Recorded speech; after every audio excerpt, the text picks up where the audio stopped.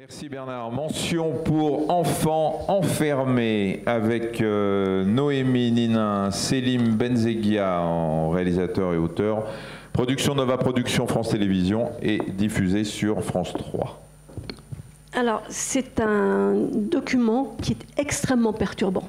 En tout cas, moi, ça m'a beaucoup perturbée de voir des familles entières dans un lieu qui, normalement, est réservé aux délinquants. Des enfants enfermés dans un lieu pour des délits administratifs. C'est extrêmement douloureux et perturbant. Ariane Rissal, avocate et présidente de la commission des avocats d'enfants des Hauts-de-Seine, va vous expliquer le choix du jury. C'est l'histoire d'un enfant.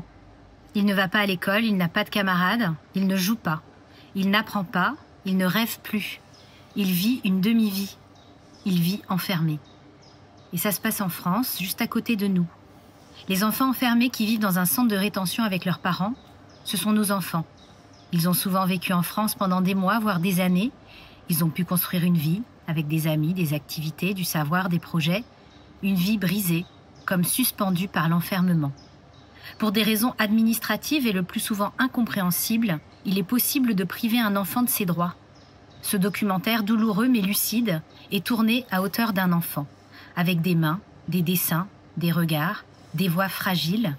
Alors que ces familles ne voulaient qu'une chambre à elles, même petite, même spartiate, parce que ces familles n'ont plus de pays, de maison, de chez eux, ils se retrouvent nulle part et partout à la fois. Ce documentaire révolte autant qu'il émeut, et il nous met face aux injustices de nos lois. Et si on essayait de mieux traiter tous les enfants en faisant primer leurs droits? Les chambres c'était blanc, là il y avait des lits. La cantine c'était... là il y avait le distributeur, il y avait des tables. Et là il y avait le toboggan.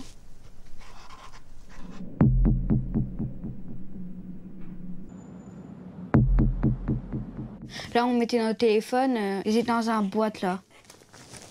Il n'y avait pas de fenêtre dans la chambre, même dans la cantine. Il n'y avait pas de fenêtre.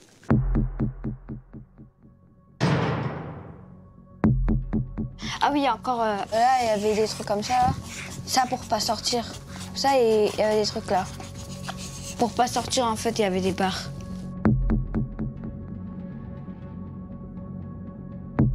On ne pourrait pas imaginer un enfant de 8 ans en prison en France. Or là, on accepte que des enfants, parce que leurs parents sont en situation irrégulière, soient enfermés.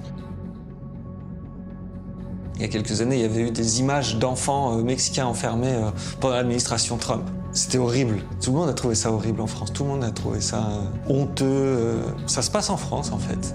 Ça se passe en France. Moi, j'avais 8 ans quand j'étais là-bas. Il y avait que des grands. Il y avait que des grands. Il n'y avait que moi, on dirait, l'enfant. J'aimais pas être ici. Hein.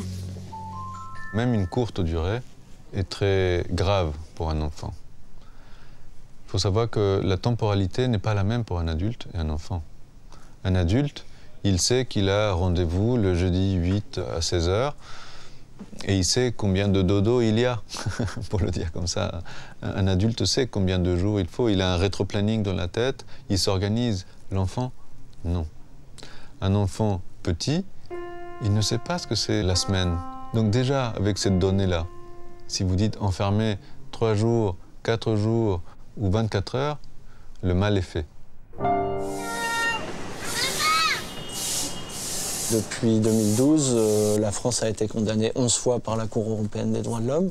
C'est fort, hein, une décision de la Cour européenne des droits de l'homme. C'est une décision qui vient condamner la France, condamner l'État français, pour des pratiques qui sont contraires au droit international, qui sont contraires aux droits humains, qui sont contraires aux libertés fondamentales. On a des positions unanimes du Comité des droits de l'enfant, du Comité de lutte contre la torture. Et pourtant, on a des pratiques de l'État qui se poursuivent. On sait qu'on va à l'encontre du droit et pourtant on le fait.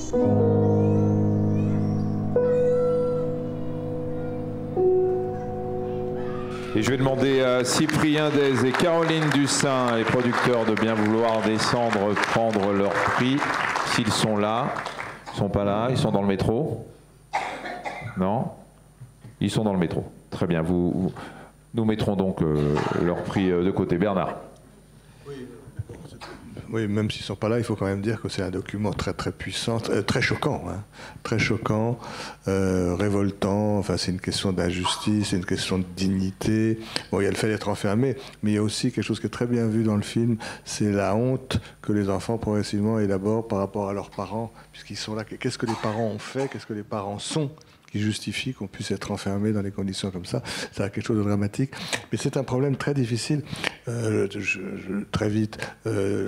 En pédopsychiatrie, on est très attentif depuis très longtemps aux travaux de Spitz, qui avait montré que quand les enfants étaient emprisonnés avec leur mère, et on les séparait à 8 mois, partaient dans une pouponnière ou dans leur famille, et il a observé les désastres de la séparation brutale de l'enfant et de la mère. Alors aujourd'hui, moi j'ai fait partie d'une commission à la direction de la pénitentiaire, on a commencé à réfléchir, à se dire bon, on ne va pas continuer comme ça, donc on va essayer de laisser les enfants en prison avec leur mère jusqu'à 2 ans, 2 ans et demi, 3 ans, et puis préparer ça pour qu'il n'y ait pas de rupture brutale. Voilà. Et là, la commission de liberté nous a dit mais c'est impensable. Même si Spitz a montré qu'on ne pouvait pas être séparé à 8 mois brutalement, on ne peut pas laisser un enfant jusqu'à 3 ans qui n'a rien fait. C'est un cas absolument illégal. On ne peut pas emprisonner quelqu'un qui n'a rien fait de mal. Et bien là, ça se fait. C'est pas une question de prison au sens habituel du terme, mais c'est quand même extrêmement choquant. Puis c'est presque une question de dignité. Bravo à ceux qui ne sont pas là. Donc, ils ont fait un très beau document. Là. On leur dira.